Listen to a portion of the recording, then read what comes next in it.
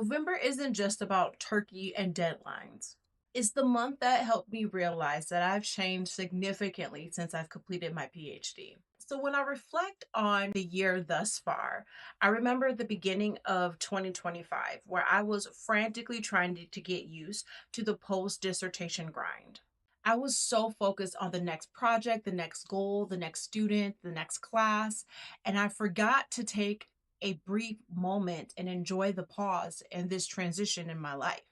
I forgot to say thank you to my mentors, to the process, and to myself. So, one quiet November afternoon, I remember taking a stroll across campus and just kind of taking all the leaves changing and the transition that is happening right now. And it hit me for so many years. I have been thriving in kind of chaotic calendar energy. Personally and professionally, there are so many celebrations, that are happening during this time of year, on top of the westernized celebrations that we celebrate here in the States. But that was just my personal life. I didn't even take into consideration professionally and academically. This is where the papers start to rev up. This is where I start grading some major assignments for my students. And this is also when you're providing student support in college, when their life is getting chaotic, your life is getting chaotic too. So it was happening on all cylinders. But this year felt different.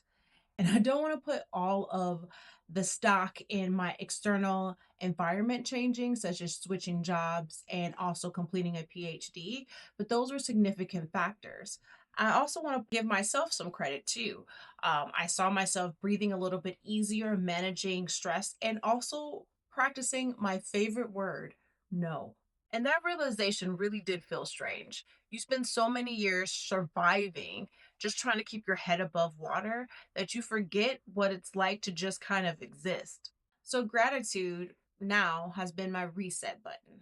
So, now as we get ready for the end of the calendar year and near the end of the first half of the academic year, I look at November as a reset and reflection month.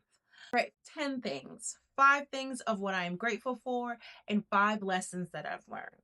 Some of the lessons are really small, like thankful for coffee and thankful for my student interactions, and some are big and more intrinsically motivated, such as completing my PhD, finding some inner peace, and enjoying and reinvesting in my hobbies.